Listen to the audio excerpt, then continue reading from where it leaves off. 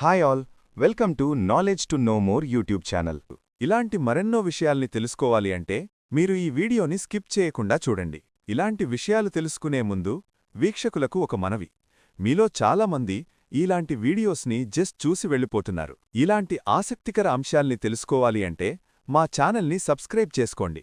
Content నచ్చినట్లయితే like చేయండి. మీరు లైక్ చేయడం వల్ల ఈ వీడియో 10 మందికి చేరుతుంది. ఇలాంటి కంటెంట్ మీద మీ అభిప్రాయాన్ని కామెంట్ల రూపంలో తెలియచేయండి. ఇక కథలోకి వెళదాం. మతం గొప్పదా, రాజ్యం గొప్పదా? మత ప్రాతిపదికన రాజ్యం ఏర్పడితే ఫలితం ఎలా ఉంటుంది? మత రాజ్యం విషయంలో భారతదేశ విధానం ఏమిటి, ప్రపంచ దేశాల విధానం ఏమిటి? ఇప్పుడు మనం చూద్దాం. పరిణామ క్రమంలో మానవుడు మొదట ప్రకృతిని ఆరాధించేవాడు. ఆ తర్వాత క్రమక్రమంగా దేవుడు, మతం అనే భావనలు ప్రారంభమయ్యాయి.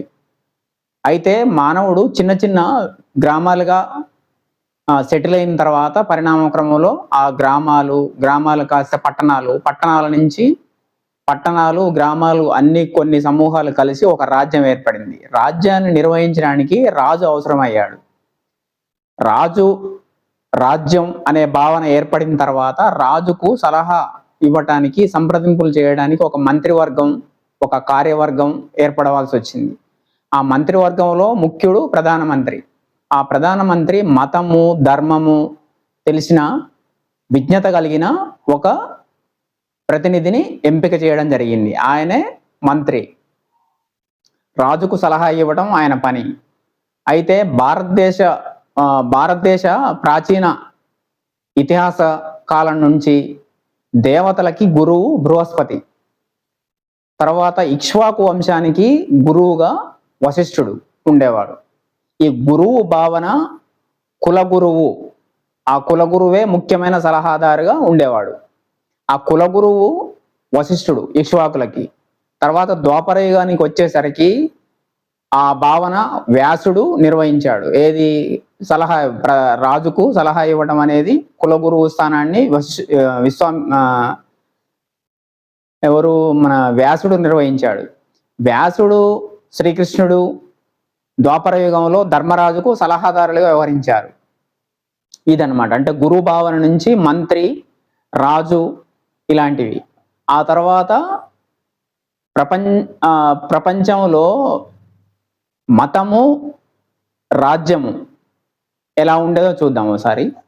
అయితే మతము, రాజ్యము దేనికదే గొప్పది. ఎప్పుడు అంటే దేని బాధ్యత, దేని పరిధిలో అది ఉన్నప్పుడు దేనికదే గొప్పది. అయితే యూరప్లో కొన్ని రాజ్యాల్లో, యూరప్ మొత్తం కూడా క్రిస్టియానిటీ వచ్చిన తర్వాత చర్చి మనిషి జీవితంలో ఎక్కువ ప్రభావితం చేసేది.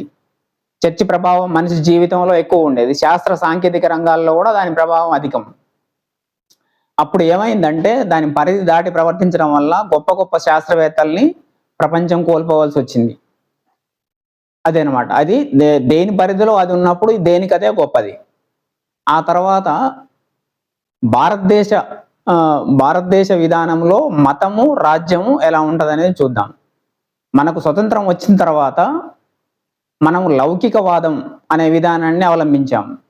లౌకికవాదం అంటే ఏంటంటే రాజ్యము ఏ మత రాజ్యంగా ఏర్పడదు. అన్ని మతాలకు సమానమైన హక్కుల్ని కల్పిస్తుంది రాజ్యాంగం. రాజ్యాంగం కల్పించిన హక్కుల ప్రకారం ఎవరు ఏ మతమైనా స్వేచ్ఛగా పాటించవచ్చు.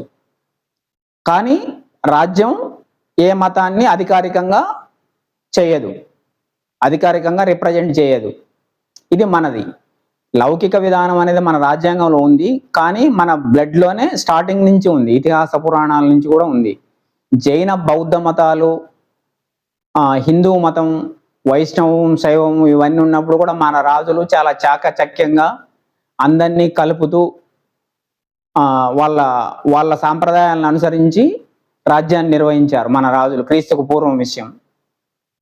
అయితే ఇప్పుడు ఘర్షణ ఎప్పుడు ఏర్పడుతుందంటే రాజ్యం మత రాజ్యంగా ప్రకటించుకున్నప్పుడు. సపోజ్ ఇప్పుడు మధ్యప్రాచ్యంలో ముస్లిం దేశాలు మొత్తం కాకపోయినా కొన్ని దేశాలు, ఇరాన్, ఇరాక్, పాకిస్తాన్ ఇలాంటివన్నీ మతరాజ్యంగా ప్రకటించుకున్న తర్వాత మైనారిటీలు వాళ్ళ హక్కుల్ని కోల్పోవాల్సి వస్తుంది.